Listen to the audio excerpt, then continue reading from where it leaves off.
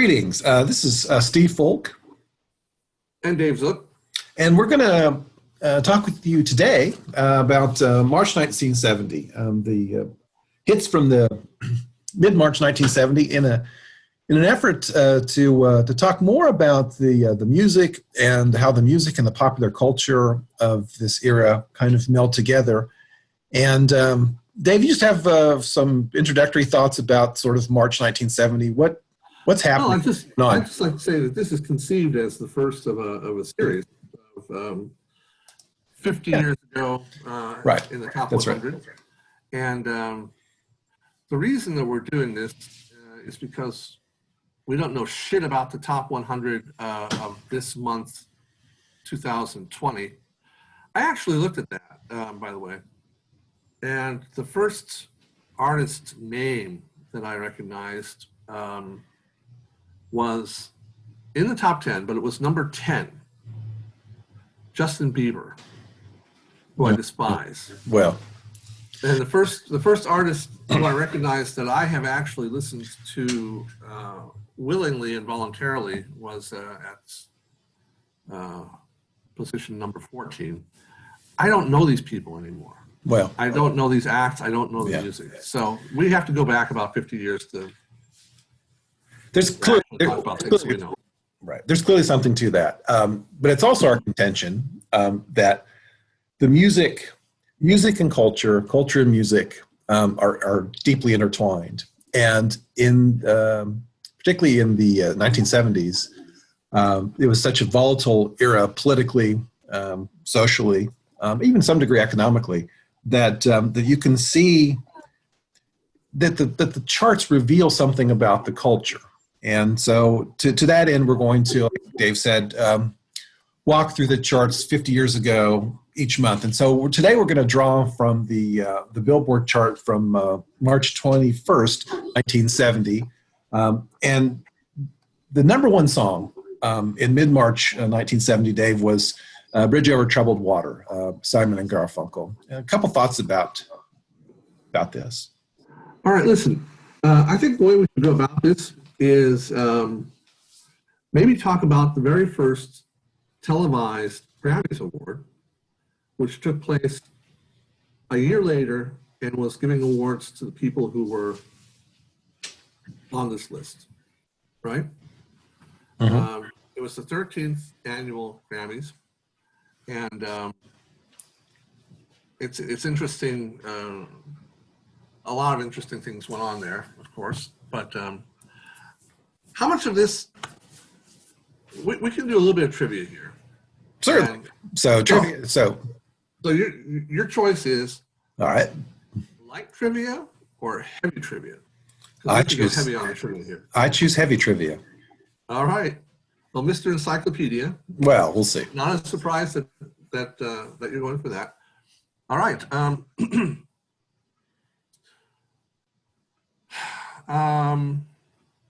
Paul Simon won 7 Grammys that year Okay. for Bridge Over Troubled Water, which was number Right. one on the list this week. Mm-hmm. Yeah, yeah. Of course, this Grammys award ceremony took place exactly a year after this week. Okay. Yeah. So, there were 5 songs nominated for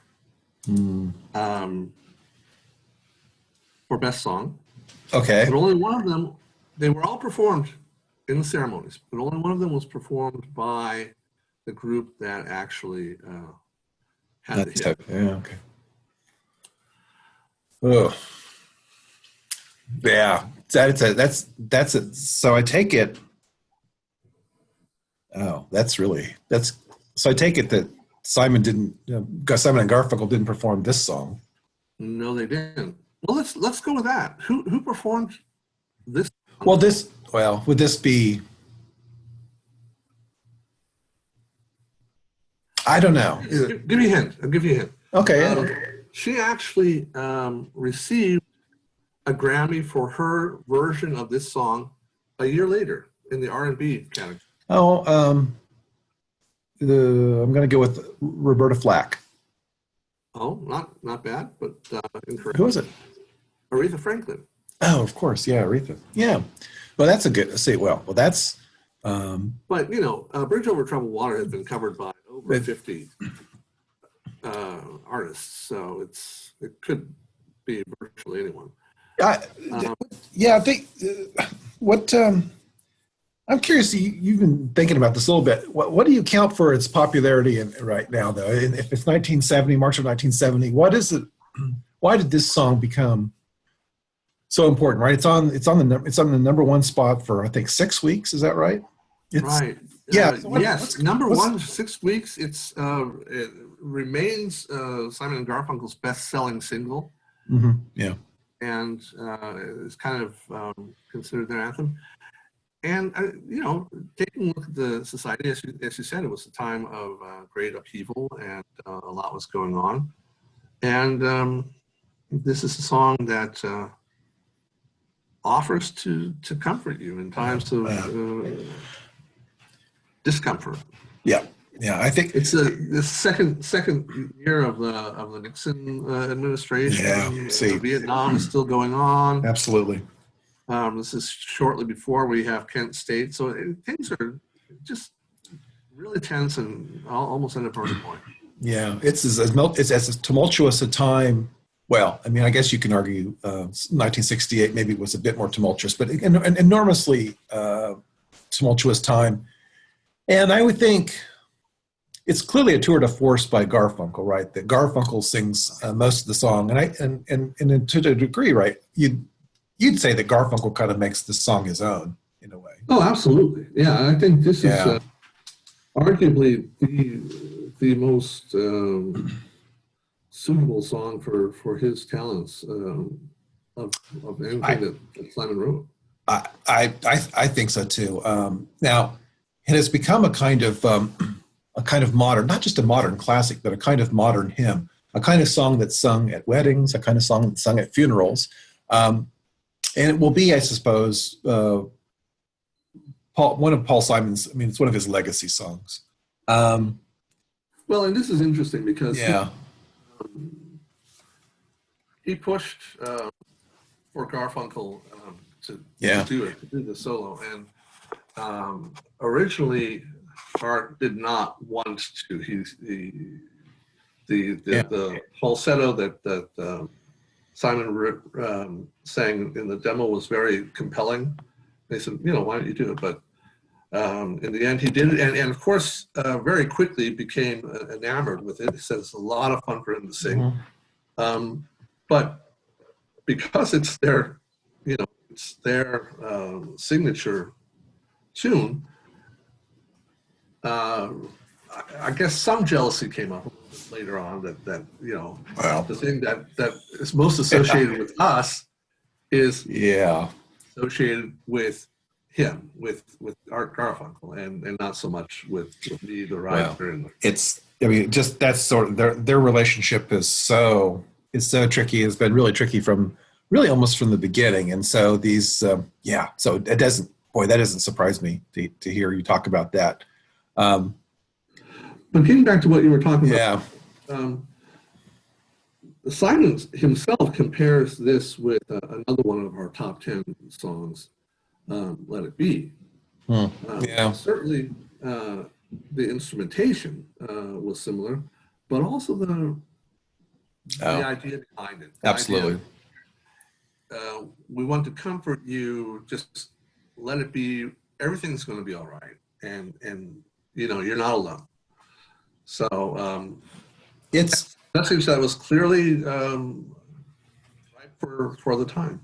I agree. I think it's really clearly a song in the time to come together, and I think that helps explain its popularity then. And as you're describing, I think it remains.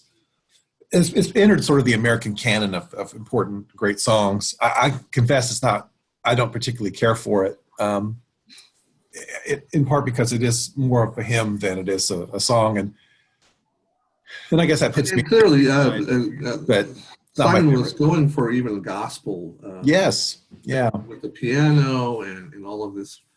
Let's talk about the piano for a second. Let's talk about the yeah. Because it's so important. Of course, like dozens of recording artists at the time.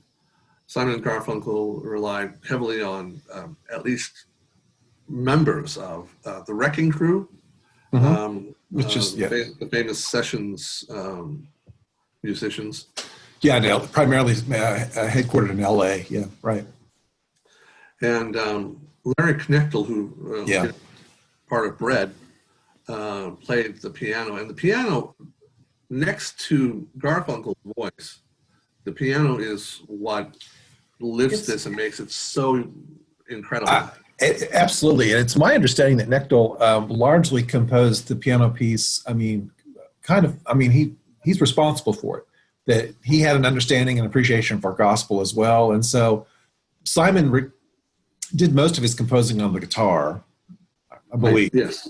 And so in the studio then, this whole song then sort of takes shape. I agree with you completely. The piano and Garfunkel's voice, it's just central to the song. Yeah. Yeah. So we have that, and of course, Phil Spector, The Wall of Sound idea was very important here. Oh, yeah. Definitely see that coming through. So the Spector Wrecking Crew influence cannot be overemphasized. No, absolutely. I agree with you completely. Back to the Grammys for a second. Yeah, Grammy it up. All right. Simon and Garfunkel won for artists and co-producers for both the record and the album of the year. So, Art Garfunkel went home with 4 Grammys, and Simon went home with seven Grammys, which was a record until Michael Jackson came along in 1984. That's amazing. My guess though is that Art Garfunkel going home with 4 Grammys just pissed Paul Simon off to no end. But yeah. Right, listen, one other thing. Go ahead. This was the first time for an artist to win for the album, record, and song, which was repeated then the next year. By whom?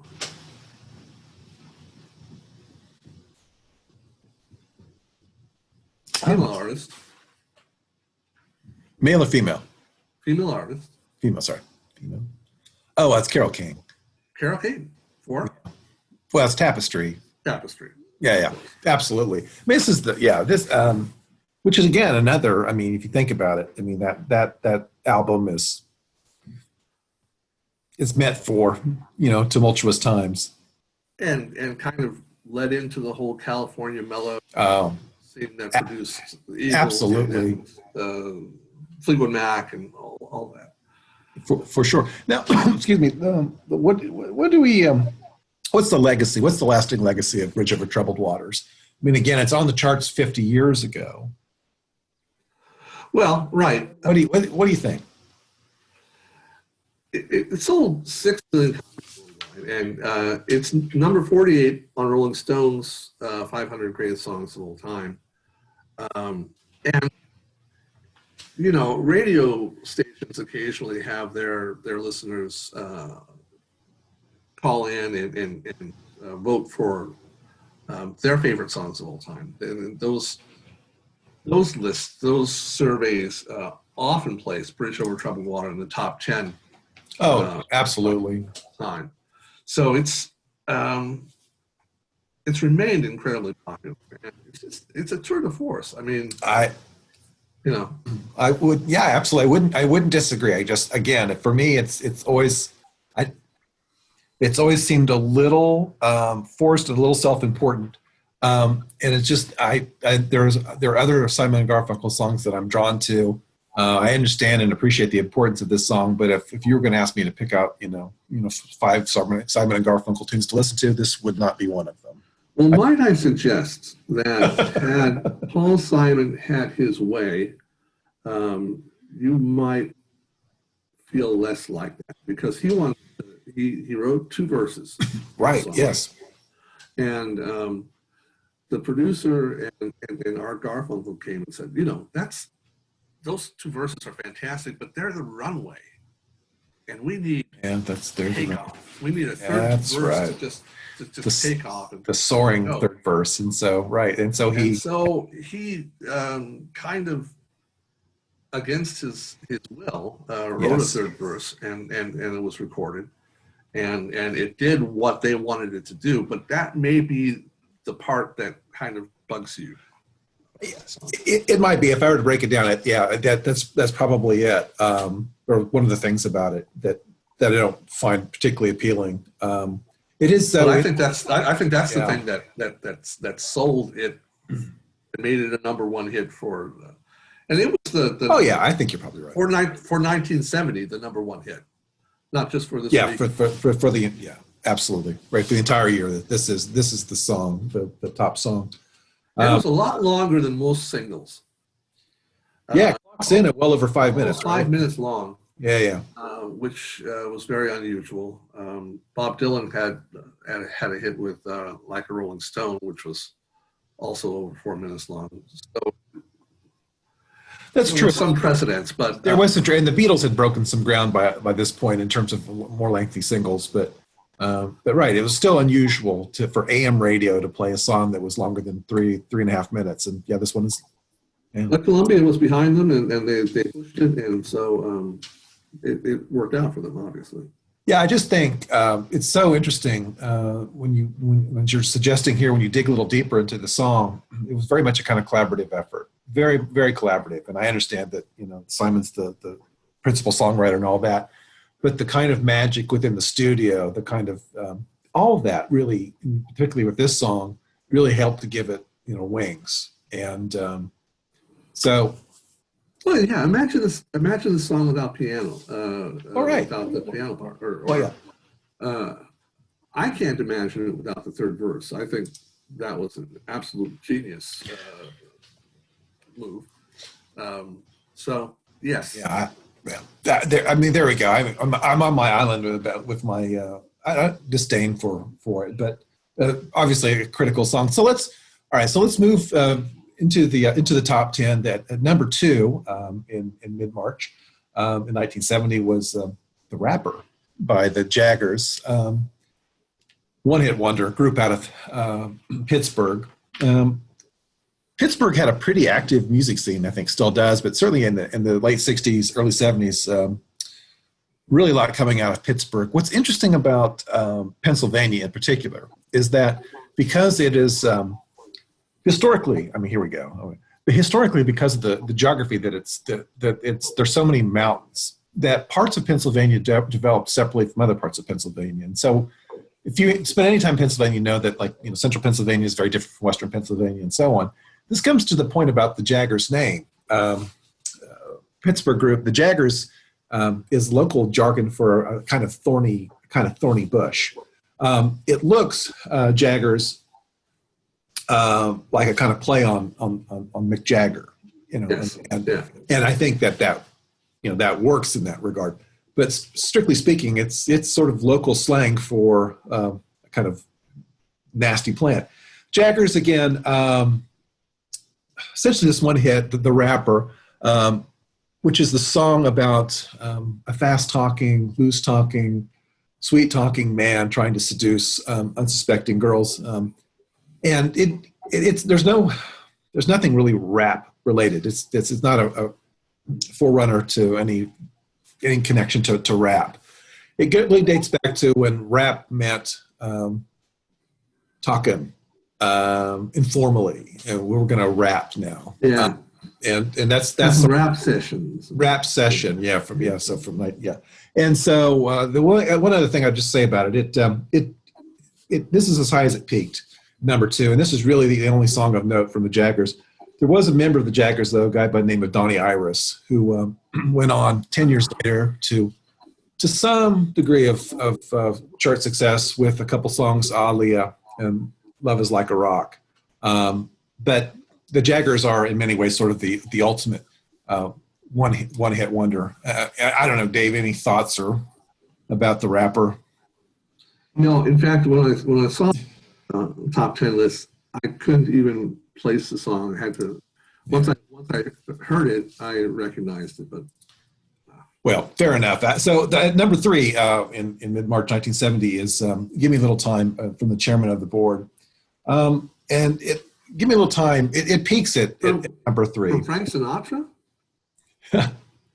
You know, undoubtedly, when the group, which came out of Detroit, when they put it together, I'm sure that was, part of the conversation. But it is not a tribute band, not a Sinatra tribute band. It's a group out of Detroit.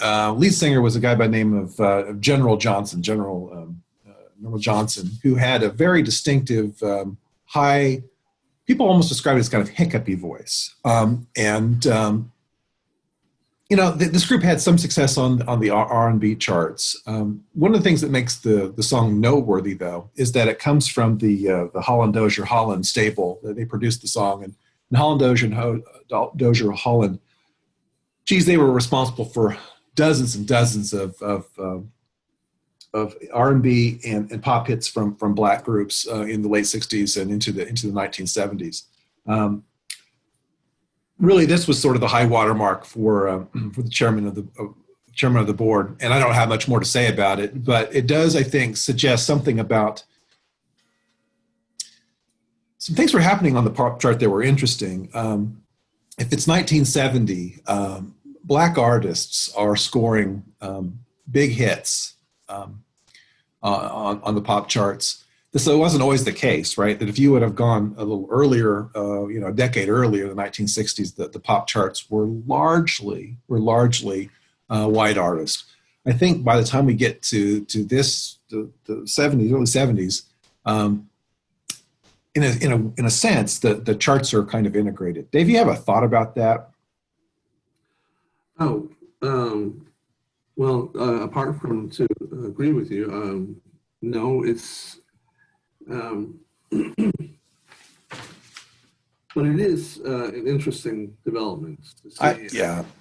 I think Motown probably did its part in putting black artists on the map and the charts. Absolutely. And kind of paved the way for that.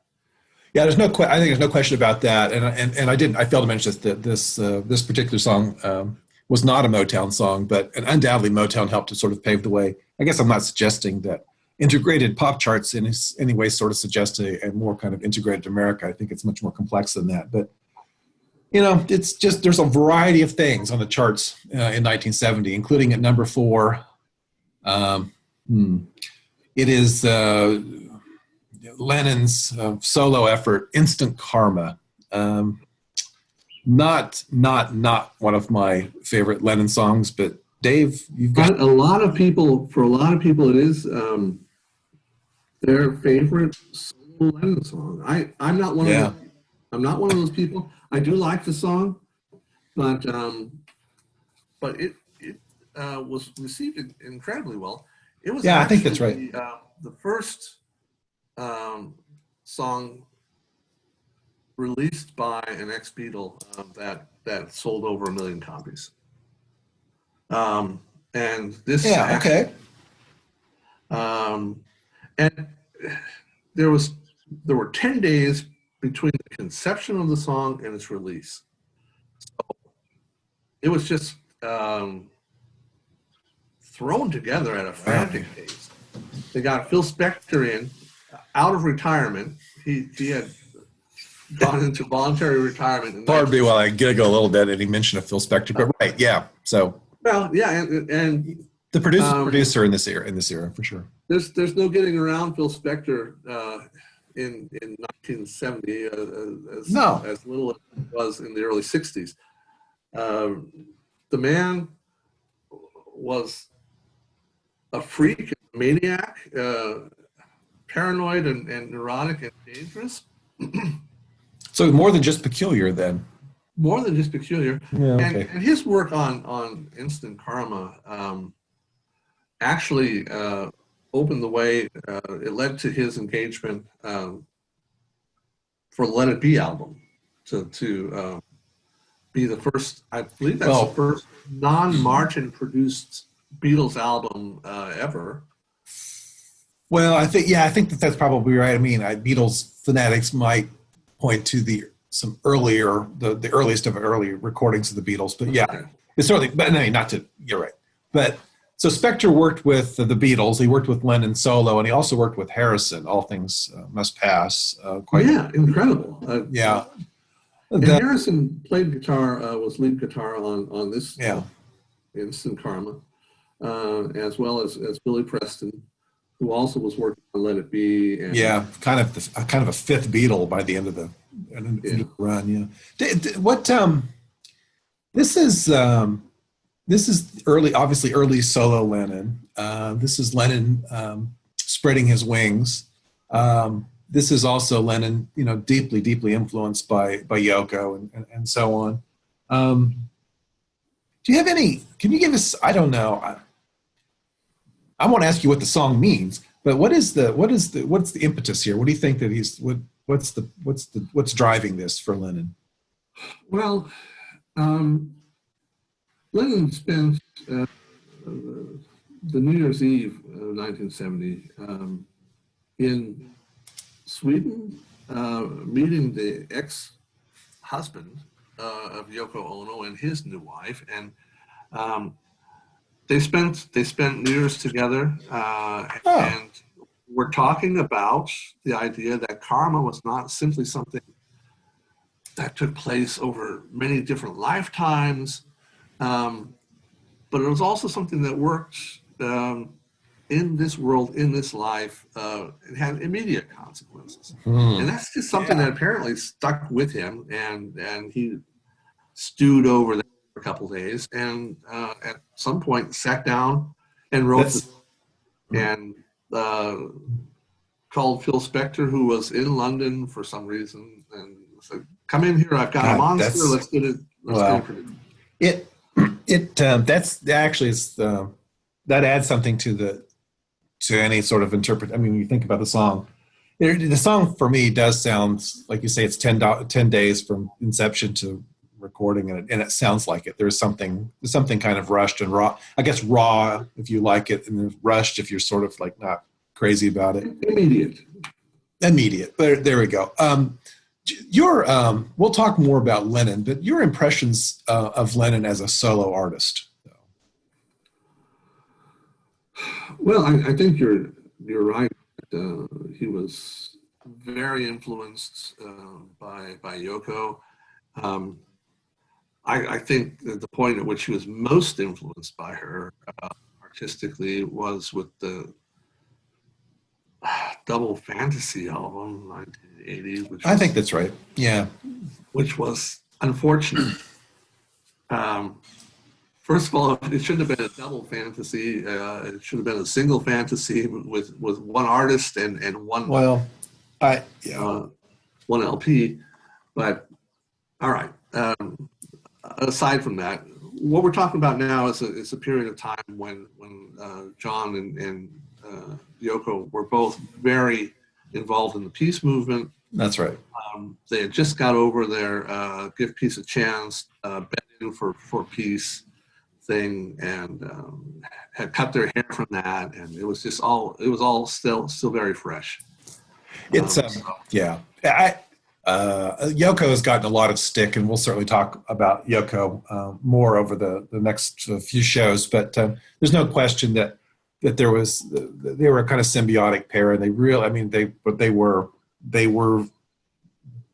one, and so there's just sort of no getting around that. Let's if we could move to the number 5 song, which is Brook Benton's "Rainy Night in Georgia." Actually, it was a double A side, "Rainy Night in Georgia" and "Rubbernecking." Brook Benton. Okay, so Brook Benton. I don't know that name means anything anymore. Brook Benton passed away in the late 1980s, but Brook Benton had a lot of hits in the 1960s. I mean, a lot of hits, like 50 hits on the top 100, and many songs in the top 40. Interestingly, though, he had hit a kind of dry period by the late '60s, and "Rainy Night in Georgia" is a kind of comeback effort for him. I don't, I don't have a lot to say about Brook Benton, and that's kind of unfortunate because, again, he has sort of vanished from the kind of cultural memory. And I don't have any real explanation for it, but I just think it points out how, to some degree, so how ephemeral these things are. That what is significant and who is significant at one moment, they can kind of vanish from the cultural landscape in the next. And unfortunately, I think this has kind of happened to Brook Benton. But what this has done for me is to help me sort of explore his back catalog a little bit. Really a fine singer, really a fine singer. And if you have any interest in delving deeper into the Brook Benton story, I think it's worth your time. Let's go to number 6. And so the number six song. Your favorite Beatles song, right? Well, here we go. It is. Its debuts at number 6, so it rockets to the near top. Number 6 with a bullet. Number 6 with the bullet, and it is. It's "Let It Be," and so I will. Okay, Dave, go ahead. "Let It Be." Your thoughts? Yeah, incredibly. That's their highest entry position. Yeah. Beatles' career, which, when you look at it, when the top 10 was being dominated by the Beatles, I agree. Expected super surprising. That would have happened a lot more, much earlier. Absolutely, you would have guessed this would happen in 1963, 1964, not in 1970. Right, I agree. But we come back to the Grammys in 1971, March 1971, and Paul McCartney accepted the Grammy for "Let It Be." Oh. Imagine that, you lads. In what category? Best song, best record. I would say, but we're all "Bridge Over Troubled Water." We know that. My guess, it won for the category for best ponderous song on most overbloated album. No, was it? I mean, just seriously though. I don't think they had that category until 1980. So. Oh, okay. Would it be? I'm just guessing. Is it gospel? It's the best original score written for a motion picture or TV special. Oh, and the TV motion, that was for the "Let It Be" movie then. For the "Let It Be" movie, I guess. Yeah, it must have been. So there you go. Yeah. They found a way to give it an award. It was nominated for 4 other categories, but that's the only one that actually got an award. Well, again, this is not even close to anywhere. I just don't really much care for it. But I'm on the outside on my island. What makes "Let It Be" "Let It Be," Dave? What's going on here that accounts for its cultural significance, do you think? Cultural significance. Well, we've already talked a little bit about the general need for comfort, for reassurance going in. And although I would suggest to anyone who's listening that Steve's rejection of "Let It Be" should be a sure sign to you that while he's Mr. Encyclopedia, I'm the only one with an unerring taste in music.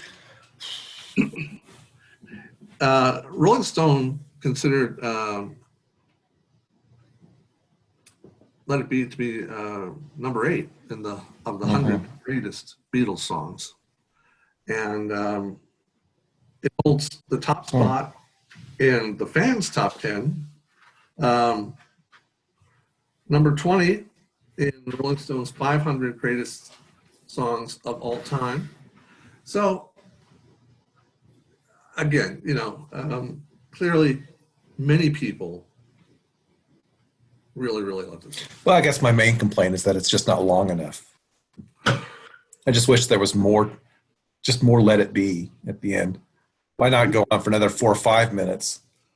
It's okay. I mean, I get it. I get John Lennon agreed with you. it. Maybe he was a little bitter at that point.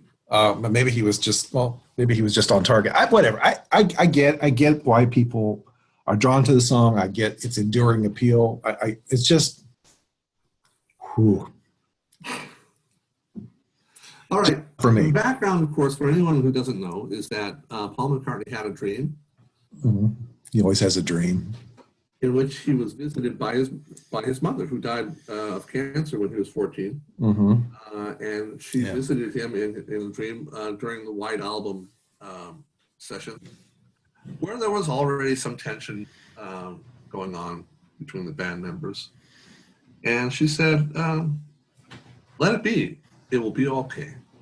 So she's offered, she didn't say, I'll be your bridge over troubled water. She just said, let it be. And he took that. And the Mother Mary reference, which many people assume is a reference to Virgin Mary, Catholicism, and so on, was not intended as such by him.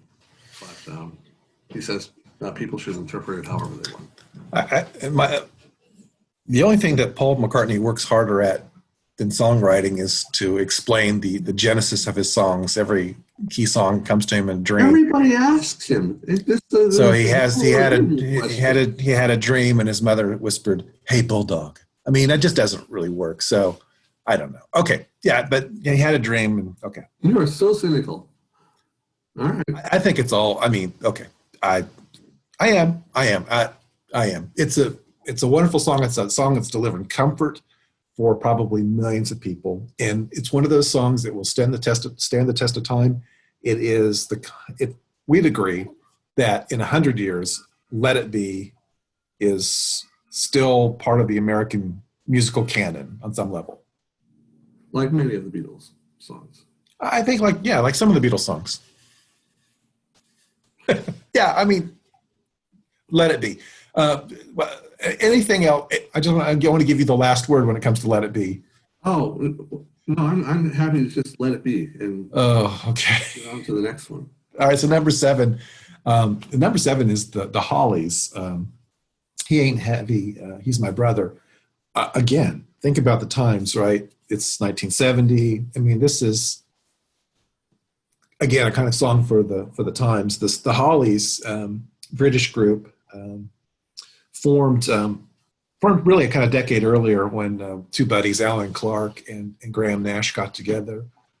Clark and Nash were enormous Everly Brothers fans, and the early Hollies hits, in which there were a number of them, were very kind of harmony driven, very kind of upbeat, poppy, with a lot of harmony.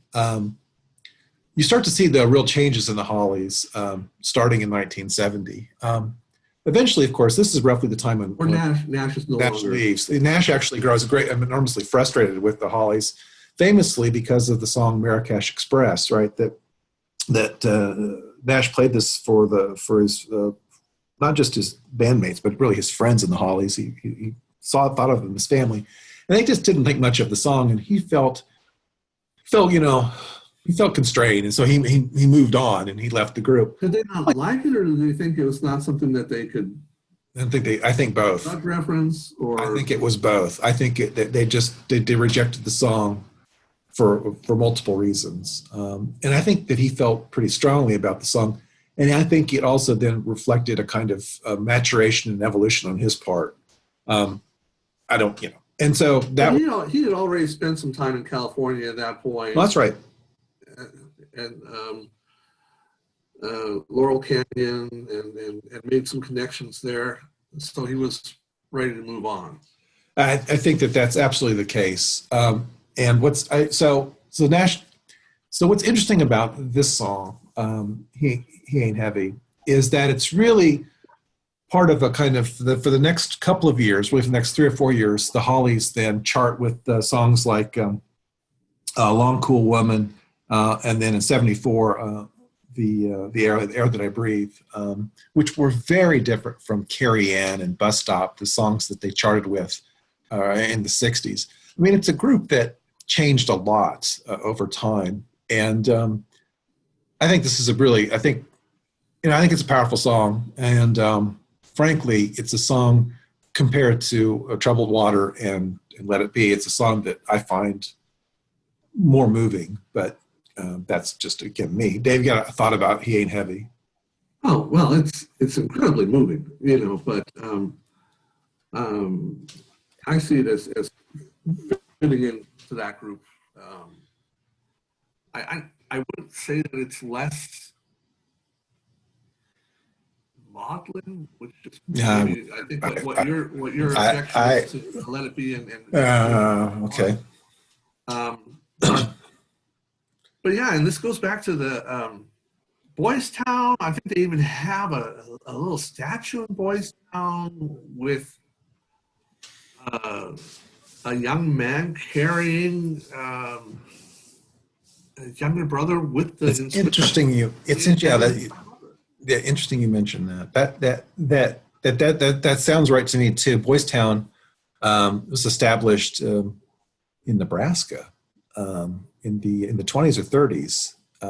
Yeah. I think that He Ain't Heavy is just a little less. It's just a little less preachy than the other two songs, but maybe just a smidge. But it's definitely also a hippie, Apps. and very much in tune with what's going on. Absolutely. No, I think that's a key point. And again, no one would look at the Hollies in 1965 and think, "Oh, that's a hippie band." But they change with the times. Now, the charts are what the charts are, and they're always full of sort of one-hit wonders. We've talked about one already with the Jaggerz. Here's another one. At number 8 is Edison Lighthouse's "Love Grows Where My Rosemary Goes."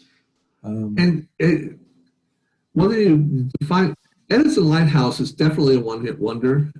It's essentially a studio group was put together so that they would have somebody that could appear on Tops of the Pops.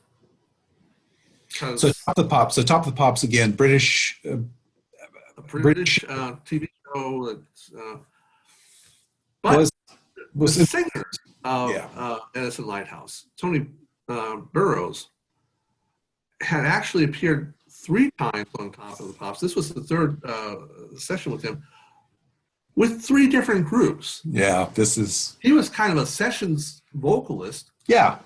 And he was just kind of spreading it out. So Edison Lighthouse was one of the groups that he was fronting for. And he had several hits. But this was the only one for Edison Lighthouse. By the way, he had a hit in 1974, Beach Baby, with First Class. First Class, yeah. And that's my personal favorite. Wow. Of his little series. And that was the 4th group that he had one of his 4 hits with. Yeah. Well, so one-hit wonders that then and now that certainly a part of pop charts. At number 9 is a single from a group in San Francisco called Santana, and it's "Evil Ways." Santana was formed in '66. Carlos Santana, the leader of the group, and what's interesting about Santana is that, in a way, they sort of made their national debut the summer of '69 in a little place called Woodstock. Yeah, and Bill Graham insisted, in fact, the alleged producer, that Santana be on the bill. And by all accounts, Santana had a killer set. They were really one of the. Santana was really. They really were in many ways launched by. Woodstock put Santana on the map. I think that's absolutely right. I think that's absolutely right. And so, the "Evil Ways" comes from their debut album, Santana. And this is as far as it peaked, as the song peaked. But I think Santana, certainly in the early '70s, was really a dominant group, really important group, a group that channeled Latino culture along with a kind of a hippie flair. Really, I think, an interesting group. One of the curious things about "Evil Ways" is that the lead singer, Carlos Santana, rarely sings lead on any of the songs. The lead singer is a guy by the name of Greg Raleigh, the keyboard player. Greg Raleigh then would go on to form Journey. And so Greg Raleigh has had his hand in a couple of really important groups over time. But I think I think it's fair to say that Santana has long been considered more a kind of an albums band or even a jam band than a singles band. But they did, you do see them here at number 9 with Evil Ways. David, I thought of Santana. Well, just I thought about what you just said. That's kind of a parallel for me to Frank Zappa, the group that's led by. Oh yeah, I see what you're saying. An incredibly talented. Interesting guitarist, comparison, right? And which produces very few hits compared to the amount of material that they put out. Yeah, and with a devoted, passionate following. And there's always, that's interesting comparison. Frank Zappa and Carlos Santana were, I think, considered by bandmates to be harsh taskmasters and ruled the roost with, an iron fist. And so with Santana, they've had over the years, and again, they've been around since '66, and he's still playing. They've had scores of members. If you look at the past member list of Santana, it's a mile long. But powerful group. And they've had hits into the 2000s, right? Yeah, that's right. Yeah, that's incredible. Right. Yeah, incredible. Real staying power. Carlos Santana is, I think he's a little underrated actually, as a music figure. I mean, I understand that he's successful and all that, but he's been deeply influential. I think. At number 10. Is the Delfonics. Didn't I blow your mind this time? Dave, a quick... Delfonics, coming out of Philadelphia. I thought they were a one-hit wonder, but no, not really. They had several hits. Ready or Not, Here I Come. The title takes me back, and I can remember that very well. Philly soul is yes, their genre, and they did quite well. Absolutely, I think when you look at African American music in the late '60s and in early '70s, I mean, two cities emerge. Clearly, it's Detroit, and it's also then Philly, and so Philly soul. Yeah, I mean, it is essential. In terms of American pop music in this era. Now, just outside the top 10 is a little group from California, Northern California, called Creedence Clearwater Revival. And at number 11 is the AA single of Travelin Band and Who'll Stop the Rain. We'll talk a little bit about CCR in future episodes, but I'll just, real quickly about CCR, it has the record on pop chart history for the most number 2s. CCR never had a number 1 song, but they had a no, you're kidding. Boatload of number 2s. Yeah, never. They never had a number 1. Not one, but wow. Yeah, just your impression, Dave. Your impressions of CCR and maybe Travelin Band, but just CCR in general. What made them? What made them go? What made them really pop in this era? Well. For one thing, they were very radio friendly. Few of their songs went over 3 minutes. They had really short songs. Yes, really short. And they were rocky. They had great tunes. Their frontman. Yeah, John Fogerty. Yeah, Fogerty had come back from a tour in Vietnam, and that's where I'm not certain that he served in Vietnam. Was he not in Vietnam? He was in the army. And that may be. Yeah, I don't think that he was in Vietnam. I don't think that he was. Anyway, the songs that he was writing were became part of the Vietnam. That is like, absolutely, yes, absolutely. Things like not Travelin Band, but Who'll Stop the Rain? Who Stopped the Rain? Run Through the Jungle. Fortunate Son, very, very big. Yeah, so people really felt like he was speaking to to the Vietnam experience, and they felt that that music was very relevant. And GIs were listening to it and just even. I just eating it up. I think a couple things. Yeah, I agree with you completely. I think CCR was very kind of they took almost a kind of anti-hippie stance. They were very sort of uncool in that regard. No fringy leather and that kind of thing. Like you said, really quick songs, really power pop songs, but oftentimes with a really kind of deep message. Now, John Fogerty was notoriously sort of difficult, and the band was a very fractious bunch. The band at one time actually even included John Fogerty's brother, who left. They didn't get along at all, and John Fogerty didn't get along with anybody, and they had notoriously bad relations with their record company, Fantasy Records. But incredibly important band, as is the band at number 21. It's Sly the Family Stones. Thank you for letting me be my elf again, and it's also double-sided with Everybody's a Star. Sly Stone is probably another group, Sly and Family Stone, another group that came flying out of Woodstock. Woodstock, yeah. So if it's what made, Dave, can you just somehow encapsulate what made Sly and the Family Stone seem, well, they were maybe even bigger than music a little bit, but how can you explain their appeal? Well, first of all, the front man, Sly Stone, was a musical genius, but he was also someone with a vision, and a lot like later Prince, he surrounded himself with kind of a family, a musical family, almost disciples. Yes. And it was multicultural, multiracial. And both genders were involved. Both genders, yeah. Women playing in rock groups, not just as a front singer or something like that, but playing instruments was almost unheard of. Almost unheard of, yes. Back Extremely at that unusual. Extremely unusual.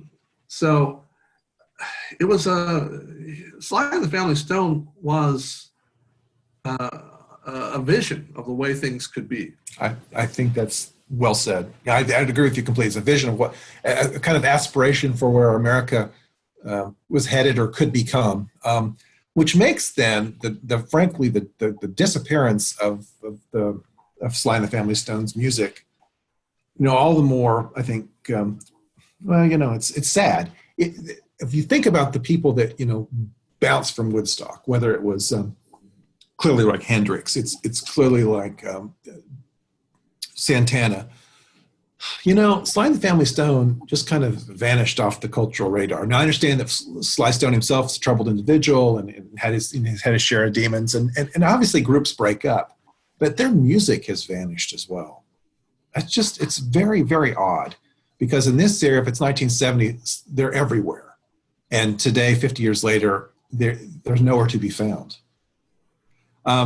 Last song I wanted to get to on the top 40 from mid-March of 1970 was at number 39. And wait. Let's stop at 27 first on the way there. Oh, okay. Raindrops. Raindrops keep falling on my head. Yes. Thomas? Yeah, B.J. Thomas from the movie Butch Cassidy and the Sundance Kid. Kind of theme to Butch Cassidy and the Sundance Kid. Written by Burt Bacharach and Hal David. So why pay attention to this song, Dave? What is it about this song? It's just a happy little innocuous song, and because when I hear this song, I see Catherine Ross in front of me. Well, see there. That's always a good thing. It's yeah. I mean, during a little interlude in the movie Butch Cassidy and the Sundance Kid, which yes. I think most editors would land on the editing floor today, but they spent the duration of the song, the 3.5 minutes or so, just showing Paul Newman and Catherine Ross riding around on a bicycle and having fun and crashing into a bull's fence and things like that. Absolutely. I think you're making a really good point just in terms of how that movie and that song are just so deeply interconnected, and that for most people, certainly people in this era, the early 1970s, but even I think even today, those two things are sort of deeply connected. And of course, Bacharach and David dominated. I mean, their songs were a part of kind of the soundtrack of America in the 1960s, principally with singers like Dionne Warwick. But you name it, they probably, they wrote it. I mean, it's just... Listen, we've only just begun. That was also... Yep.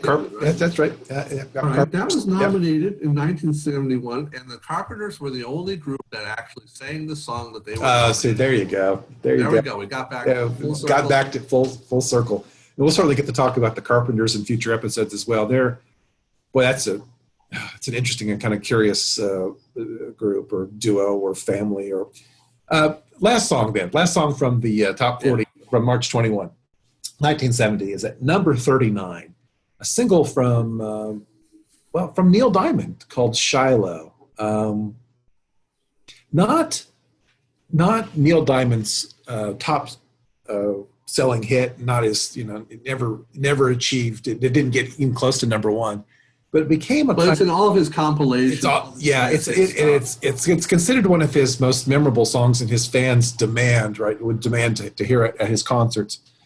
Shilo, Dave, and Neil Diamond. Do you have thoughts? Well, I think you and I agree that that's just kind of a creepy little song. It's a little odd. It's a little, talking about his imaginary friend, Shilo, a girl named Shilo that he would call whenever he was feeling lonely, and they would play together. And apparently he fell in love with her, but she told him she had to go, and he understood this. It was strange. It was just strange. And apparently, I mean, as the story goes, right now, Diamond suggests that this was, born from, something like this happening in his childhood. It's a peculiar song, but to give Neil Diamond his due, and we'll certainly talk about Diamond in future episodes. I mean, he's a monstrously prolific singer-songwriter in this era, and charts over and over and over again. You can't think about rightly so. It's great stuff. I like Shilo. It's a good song.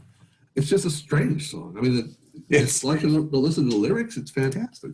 Yes, absolutely. Great but peculiar but great. Well, this is the first episode of our chart series. We hope you've enjoyed it. One of the things that we want to emphasize with this episode and with all our episodes is to take a look into the show notes, right? The show notes will have then links to the songs that we reference, as well as then to some historical sources, as well as then to some books and things that we think are important to get a better understanding of these songs, these artists, and the musical times that they come from. And so, Dave, you have a final word here for us. Yeah, look for next month. We'll be talking about April 1970. April 1970, coming up in a month or so. Thanks, everybody, and we'll see you soon.